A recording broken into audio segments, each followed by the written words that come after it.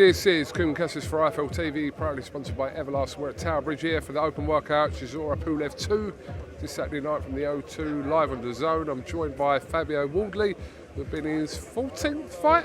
Yeah, 14, number 14. God, I'm getting old. Where's that gone? I know, I'm getting old, aren't I? I'm becoming an old wily vet in the game.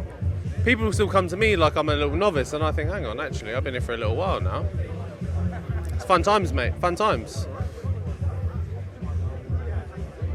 I'm trying to word this question.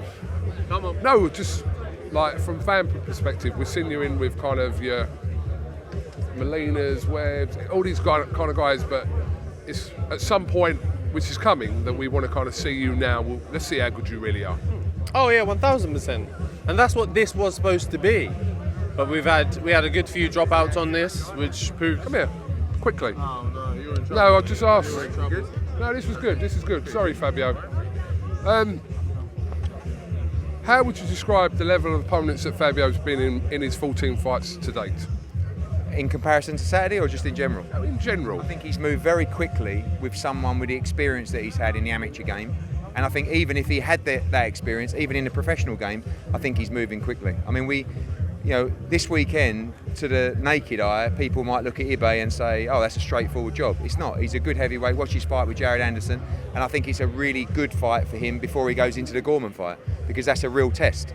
But it's for the British heavyweight title, so it should be for a real test. I mean, we also looked at Carlos Takam for this fight. We were quite close to making that. That's a massive, probably one that comes after Gorman, with all due respect to Gorman. But Gorman's a good fighter. I think this fight is one that will give him the quality experience that he needs. You know, he's beaten Martz, he's beaten Molina, but he's breezed through him. Nick Webb, there's a level above them, and I think Ibe is a step up from those guys because he's also competitive, and he also will come to win. But we need that. We need those rounds really before Gorman, because again, I rate Gorman. I think it's a proper fight, and I think the only thing that Fabio hasn't had is rounds, because if he's ever got hurt in a fight or tagged, he just sparks them out straight away. It's just generally what happens. So, and I do genuinely think the Gorman fight is a really, really good big domestic fight. Is it fair to say in 14 fights though there is an element of we don't exactly know how good Fabio is? No, I think we know now because of the way he's disposing of people.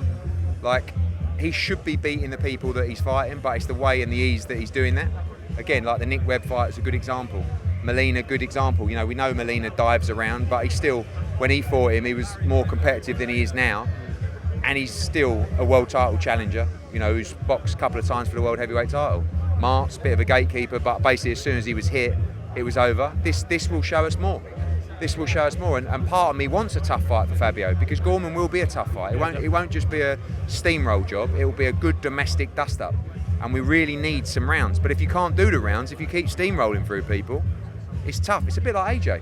You know, when AJ was coming through, he got to the Dillian White fight. I don't think he'd ever gone past like 2 or 3 rounds or 4 rounds.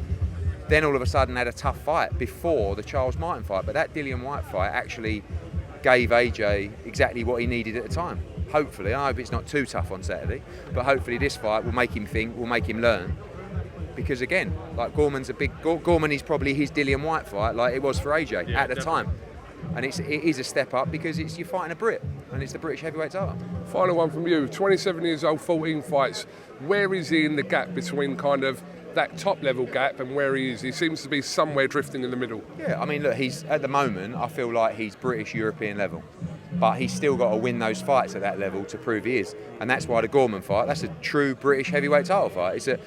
That's the standard that a British heavyweight fight should be. 2 very good young heavyweights. I don't see a difference between British and European level, to be quite honest with you, when you're talking about European titles. Yeah. Because I feel like... in some cases it's higher. Yeah, I think Wardley-Gorman is a very good fight for the European title as well, if that was ever on the line. There's a big gap between world level, but you've got 3 levels. You've got domestic and European level, you've got world level, then you've got elite level, you know? And he may be on the fringe of world level, but until you beat that level of opposition, you can't say for sure. But you've also got to remember he had a handful of white collar fights as an amateur, 4. So, but he doesn't look like that. And when you talk to people, whether it's Chisora, whether it's Tony Bellew, whether it's people that have watched him behind closed doors, or people that have sparred with him, you know, they talk very, very highly of him. So, but sooner or later he's going to have to jump in probably without the experience, to show just how good he is. And I think that could be Saturday.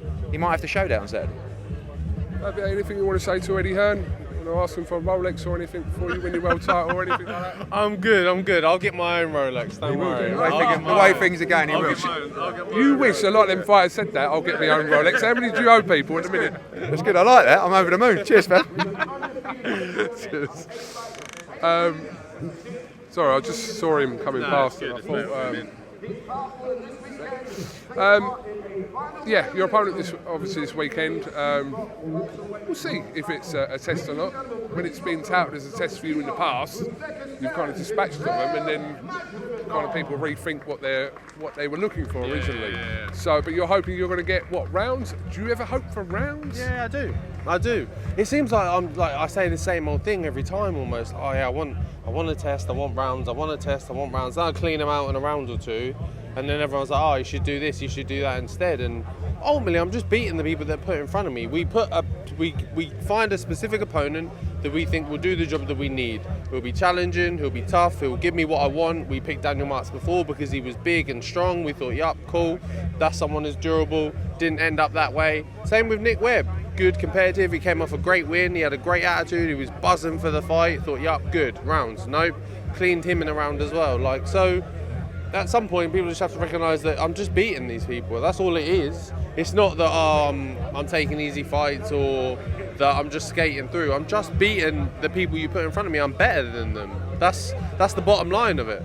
Yeah, I mean, with the Nick Webb situation, obviously he was coming off not a shock win, but a lot of people weren't tipping him to beat Eric Pfeiffer out in Gibraltar, whenever it was last year or whenever. So he was coming into that off that confidence. So that at the time was a very good fight for you to kind of maybe answer that question as such. But yeah, I think more so come through Saturday, the Gorman fight is kind of the next level of your progression. That's definitely the one next. That's definitely the big that's the big proper test of going, okay, cool, this is going to be real, it's going to be game, it's going to be a slug, it's going to be hard, but I'm going to come out on top. And then once I get through that, then we can start really looking at some serious opponents. Young fan, you all right, mate? Gee! Not sure what that was, but I think it's that all was right. Ronaldo, wasn't it? I think so. So maybe. Hopefully he knows you're not Ronaldo, but yeah. Fabio, listen, we'll look forward to Saturday night. Obviously, Derek Chisora in action in his rematch with Kubrat Pulev. Just a thought on that fight. Good, great fight. I think initially when it first came out, the fight wasn't getting the kind of buzz that it should have because of the first one, and it was a bit slow and people didn't really enjoy it. But I think this time around, they're both in completely different places in their career. They're both buzzing, ready to go, ready to get stuck in. And I think it's going to be a war. I think it is going to be, as is titled, carnage. We shall see on Saturday night at the O2. If not, you'll be at home watching it on the Zone, obviously. Always ask you, this is almost a cliche question. I do ask you, how's Dillian? I know you're in contact with him. Good. Yeah. And he's good. He messaged me this morning, taking the piss out of me. That's it, really. That's all he does. Specifically about you, was he taking the piss? Yeah, he's really stuck on this thing that I've got wonky knees or something. I don't really get it. I don't know what he's on about. But you know as well as I know with him, he's not all there. So he has his moments. But he's a funny guy. I love him. But he messaged me this morning, just saying like, let's go, good luck, blah blah blah, and then he started taking the piss out of me. So standard chat with Dylan. Sounds standard. Fabio, appreciate your time as always. We've got obviously press conference tomorrow, etc. Weighing standard fight week stuff, but we look forward to it. Get your job done on Saturday night, and then we can look forward to you and Nathan Gorman. Thank you. Cool. Cheers. I feel like I need to end it on this guy. He wants it. What's your name? Ali Yasser. Are you a boxer? I can box, but I'm not a boxer. We come from Sweden. Oh, Sweden. Nice country. Very good. Great. Thank you. Right, Fabio, thank you very much. We'll catch up with you soon. Cheers, mate. Thank you. Welcome, Team Everlast, to the Team Everlast Fitness app.